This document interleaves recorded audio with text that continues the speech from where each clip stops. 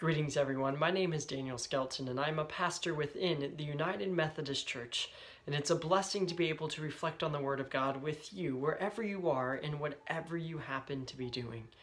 I want to thank you for taking the time to join me for this week's reflection. I hope through this reflection that you hear the voice of God and are motivated during your days to allow God to help you become a better disciple today than what you were yesterday. I also hope that this reflection finds you doing well, and if you are experiencing warm temperatures, or should I say above normal hot temperatures, as we are experiencing here where I am, that you are finding ways to stay cool, to stay safe, if you have to be outside, to find shade and comfort, and to stay well hydrated. So I hope that if you are experiencing abnormal temperatures, especially the hot end of the spectrum, that you are really listening to your body and taking care of yourself during these days. As the meteorologist from WTHI News has been saying all week here where I am, if you don't have plans to be outside, then don't make any plans to be outside. Stay indoors and stay safe, everyone. As you join this reflection, I invite you to leave a comment in the comment section below. You can simply say hello, let me know where you are tuning in from, or you can leave a prayer request. You can let me know how your day or week is going, how you are staying cool, if you are ready for fall at this point, or you can let me know if you have any plans to enjoy the last few weeks of summer. Yes, I can't believe I'm saying that. It's unreal to be thinking that summer is going to end in less than a month, believe it or not. In less than a month, summer is done and we encounter fall. I can't believe it. Feels like just yesterday the kids were leaving school and they were enjoying summer vacation. So it's unbelievable how fast time flies. But maybe you are getting ready for fall. Maybe you are finding time to enjoy these last few weeks of summer. So you can let me know what your plans are in the comment section below. You may also comment on anything that I may say during our time together during this reflection. If you take the time to leave a comment, I will certainly take the time to respond to your comment by leaving you a prayer and a blessing. So please take a few seconds to leave a comment in the comment section below. For our time together, we are going to reflect on one more adventure. There was many more that we could have talked about, but one more adventure that Emily and I had while in New Orleans. This adventure has to deal with overcoming fear and allowing faith to be that main component in your life that helps you overcome the fears in your life, whatever they may be. During this reflection, I invite you to think about the fears in your life, those things that you are afraid of, and ask yourself, why am I afraid of those things? What about this thing or that thing makes me afraid of it? I hope during our time together you take a moment to ponder the deeper meaning of your fear, and allow your discoveries to become beacons of encouragement to help strengthen your faith. Yes, I'm asking you to really dig deep down into those fears in your life and to use what you find as a means to help build your faith. May your discoveries become embers that fuel your strength and courageous faith. Essentially, this last adventure helped me realize that faith in God is more powerful than the fears in my life, and I hope you realize that too. And so with all that being said, let us begin our time together in a moment of prayer. So please pray with me. Dear God of faith, we thank you for today. We thank you for the blessings that have made us smile and laugh. We thank you for the gift of faith, a faith that is strong enough to conquer our fears. Well, Lord, allow this reflection, a moment with your word to help us dig deeper into our fears as we search for the root and learn that faith is what is needed to set those fears to the side.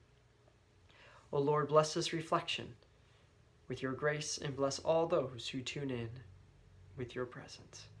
In your holy name we pray. Amen.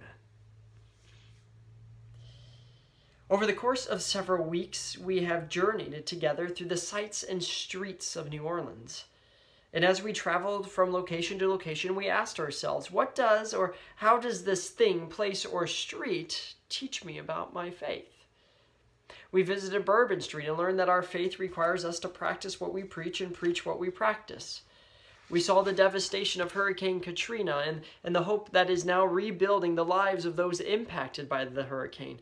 Hurricane Katrina reminded us that within our faith is hope during a time of storm, and that faith can get us to the other side, to see the light at the end of the tunnel. Then we visited the Garden District, where late 19th century mansions look just like they were built yesterday.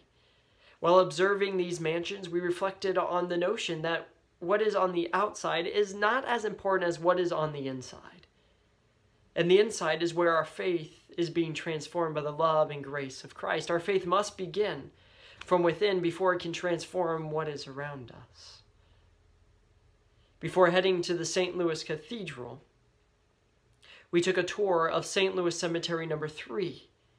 While touring the cemetery, we were reminded that our faith tells a story and creates a legacy, that our faith is a source of protection and security and safety in our lives, and that our faith is a means of healing. Most importantly, we learned that our faith is something that continues to live on this earth as we live in heaven. It's amazing how certain sites in New Orleans really taught me to examine my faith, and I hope that it has done the same for you as you've journeyed with me. And then we have one more to reflect on. We have one more to talk about, and then we have one more to reflect on. So last week we walked to the St. Louis Cathedral after visiting the St. Louis Cemetery number 3, which sits in the heart of New Orleans as it overlooks both Jackson Square and the Mississippi River. This cathedral essentially observes all of what God has created, right? If you think about its placement, as I said, it overlooks the Jackson Square, which is this garden. It overlooks the Mississippi, which is this body of water. It overlooks the people, right? So it overlooks what God has created. It overlooks the sea or the river, the land, the people, the heavens, the sun, the moon, and the stars, and the animals of both of the water and of the land, and the breath of life. This cathedral at the heart of New Orleans overlooks all of God's creation. It's very powerful to realize that and to just let that soak in. That a cathedral built in 1718 still has a magnificent and beautiful impact on God's creation today in 2023. While visiting this famous and oldest continuous in-use cathedral in the United States, I found myself taking time to observe its beauty, its brilliance, its awe, its architectural wonderment, and its reverence to God. Right? Words that I still can't figure out how to fathom today to accurately describe this cathedral.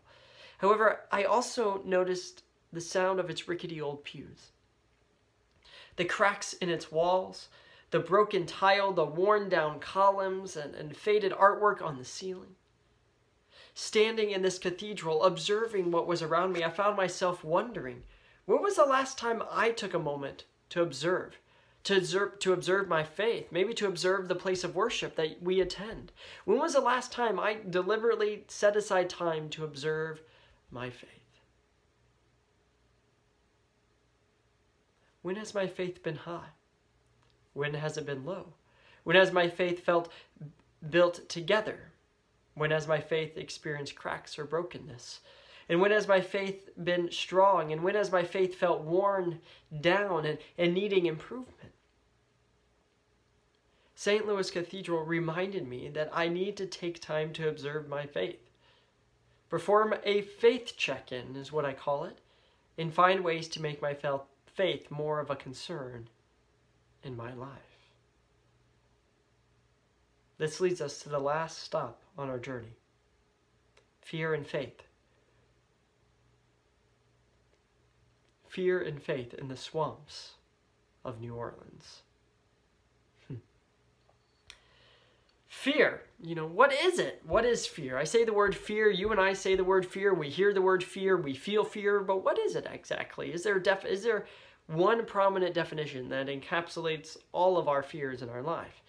That's the question I begin asking as we embark on this last journey through New Orleans and talking about faith and fear. It was my birthday, and Emily and I were heading to our next adventure, an adventure that would take us high above alligator-infested swamps, alligator-infested swamps, right? This is where we were going. We deliberately bought tickets. We were going to this place that was infested with alligators, all right? I don't know if that was the right thing or not, but we were going to do it, and we did it. Now, I'm not a huge fan or supporter of heights, but if I am given a warning, I can usually find enough courage to climb ladders, be on roofs, and look over the edge, right? I'm not a huge fan, but I will do it if I've been given a warning. Hey, you're going to be climbing up this ladder. You're going to be on this roof. Take a moment to yourself. I can usually find a way to do it. I don't want to spend a lot of time up there, but I'll do it. During this trip, my fear of heights was going to be tested. I was given a warning, but I was still a little afraid. I was scared. I was fearful. We got in the car and drove to a swamp outside of New Orleans to a zip-lining park. Never been zip-lining before. Emily said, we're going to do this on your birthday. She's done it before. She loves it, but I've never done it. And so here we are, driving to the zip-lining park. Yes, I was about to go zip-lining over alligator-infested swamp. So not only was I zip-lining and facing my fear of heights, but hey, you know what? Let's just zip-line over an alligator-infested swamp. There's nothing wrong with that, right? It's totally fine. Yeah, okay. Sure. Fear of heights? Here we come, I thought to myself. So what is fear? Fear, according to the Oxford Dictionary, is an unpleasant emotion caused by the belief that someone or something is dangerous. According to Mayo Clinic, fear is an unpleasant feeling triggered by the perception of danger, real or imagined. The word fear comes from an Old English word meaning calamity, sudden danger, peril, sudden attack, to try, risk. In Greek, the words phobos or phobia, may sound familiar to you, are often translated to mean fear, like phobias. We have a fear of something in our life. We have fear of something in our life. In Hebrew, fear is often translated to mean respect, reverence, and worship. If you've read the Old Testament, you'll know it'll say, fear the Lord, right? It's not to be scared of the Lord, but it's to show reverence and respect and to worship and to praise the Lord. But it can also be translated to mean trembling. Fear and trembling is often a phrase that comes up in the Old Testament.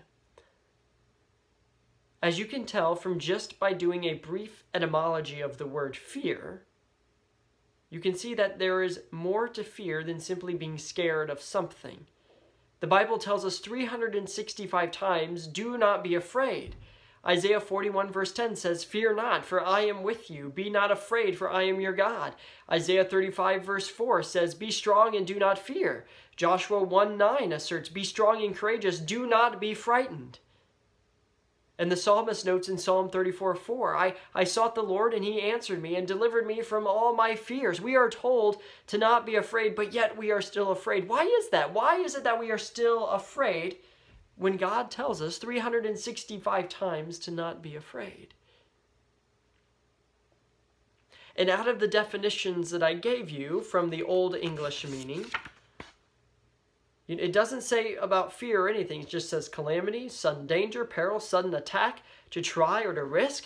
It doesn't say fear is related to being scared or afraid. And then the other definition, as in from, if we go back to the Oxford definition, says an unpleasant emotion caused by the belief that someone or something is dangerous. Not that someone or something is scary or afraid, but is dangerous. And then the Mayo Clinic, fear is an unpleasant feeling triggered by the perception of danger, real or imagined. It doesn't say anything about being scared or about being frightened by anything. It just says about being danger, about experiencing this unpleasant danger in your life. Now the question becomes, is danger fear?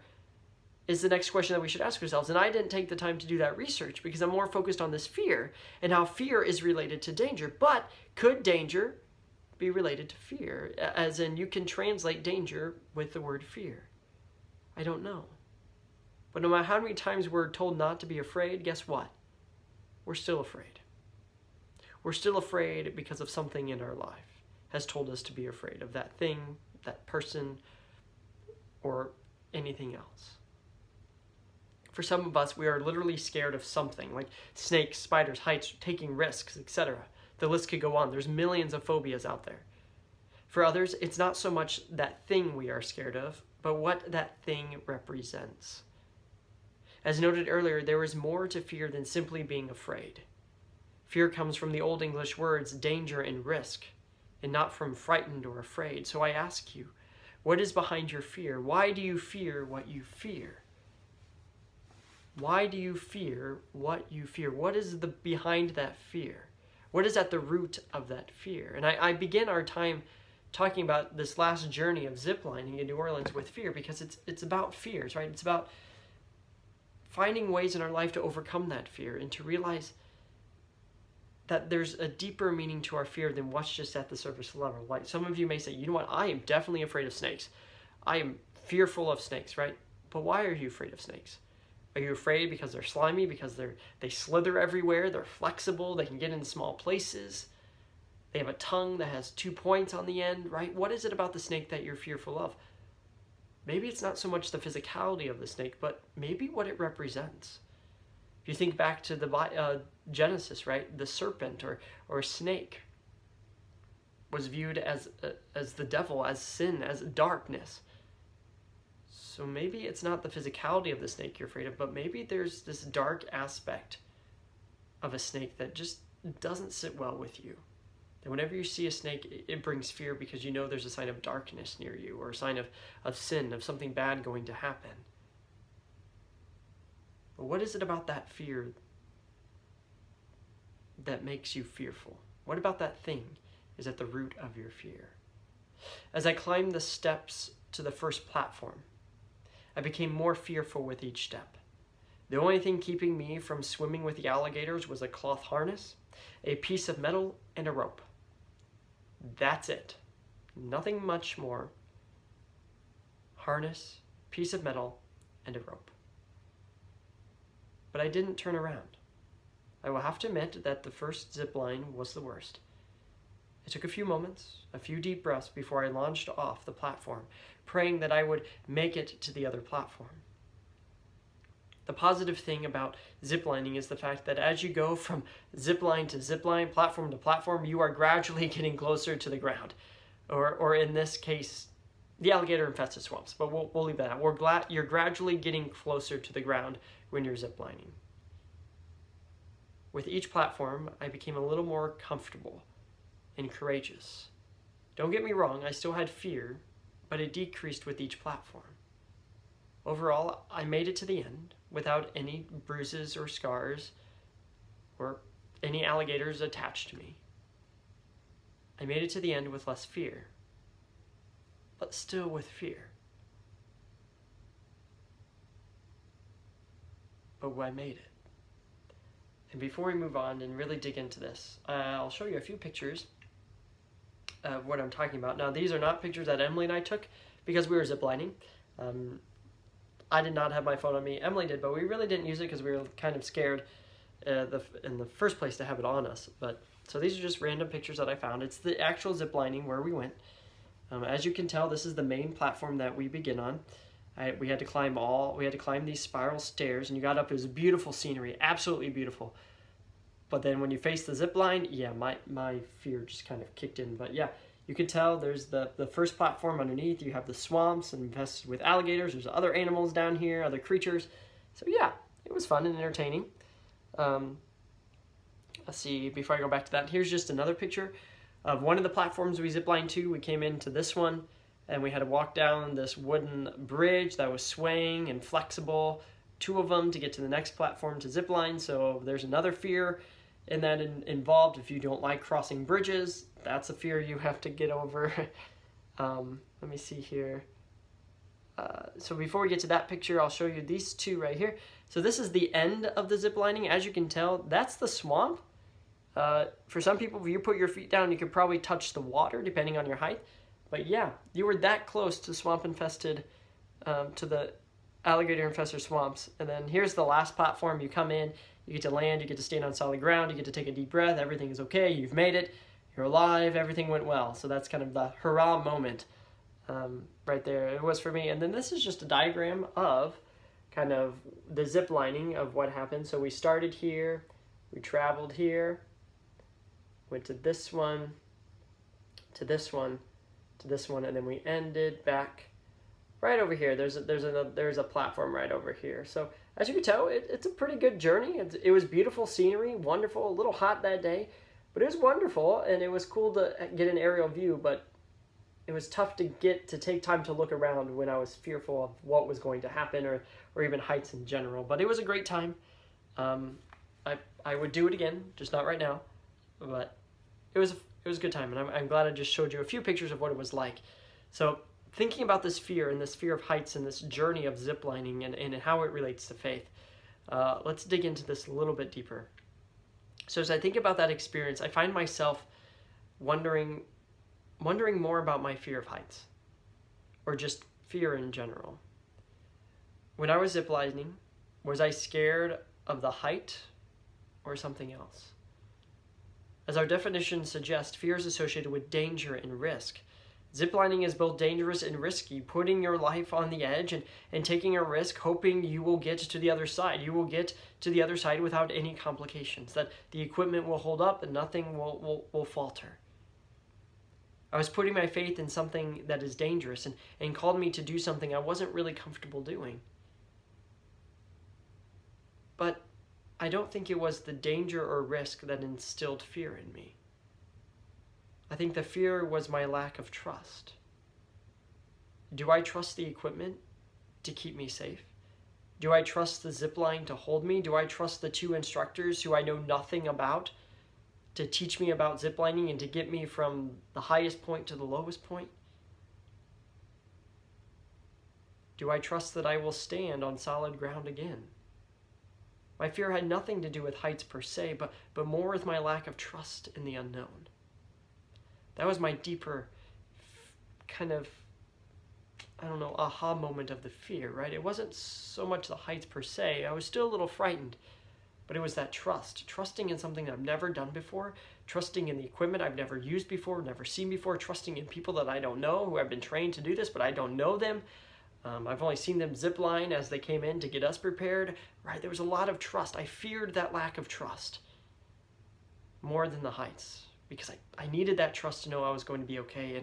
And they kept telling us we were going to be okay, everything was going to be fine. But how do we really know? How do we really have that much faith or that much trust in the unknown? In Greek, the word for trust, pistis, can be translated to mean faith. My fear was the result of a lack of trust in faith.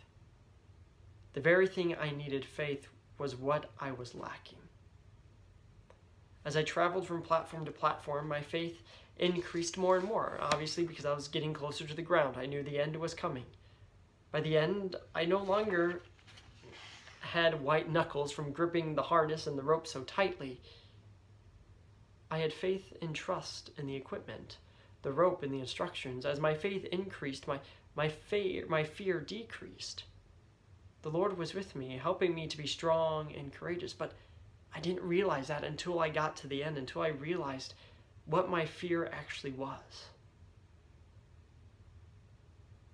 It was that lack of that trust, that lack of faith that I had in what I was doing. Yes, there was some danger and risk involved, right? Doing something dangerous, going on this zip line is dangerous, especially over this alligator-infested swamp, and you're taking a huge risk, right? You're launching yourself off many platforms to get to the other side, and you go and your feet dangle and your arms dangle. You don't have to hold on to anything. But there's a lot more to fear than what we may realize, and we have to ask ourselves, what is it about the thing that actually scares us? Why are we so afraid of this thing, of this person, of this event, of anything in our life? Why do we have that fear? What is at the root of that fear? For me, ziplining, again, it wasn't the heights, but it was the trust. Trusting in something I've never done before, trusting in the unknown, having faith in two people I don't know, I will never see again. Having faith in equipment that's used daily. What is at the root of your fears? What causes fear in your life? I'm not talking about snakes, spiders, or heights, or anything like that. Think deeper. Maybe you fear the power of water. Maybe you fear death. Maybe you have a fear of not wanting to let go. Maybe you have a fear of losing something or losing someone. When you think about that fear, what about that fear causes you to have fear? What is at the root of that fear? Thinking about the fear of losing someone. Right? We never want to have to say goodbye to someone. We never want to let go of someone.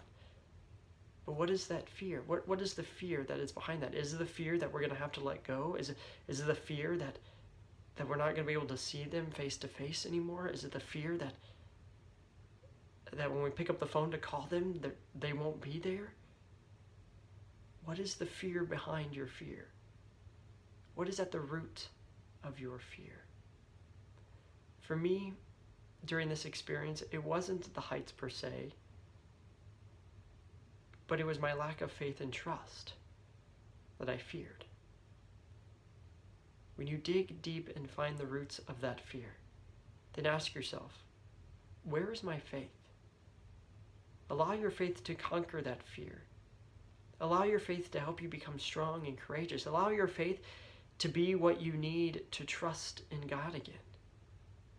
Your faith is more than a belief. It is a verb that gets us from one platform to another as we seek to have our feet on solid ground again.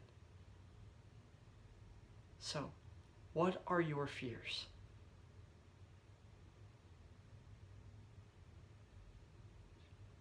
What's your faith? Where is your faith when it comes to facing those fears in your life? I will zipline again, just not in the near future.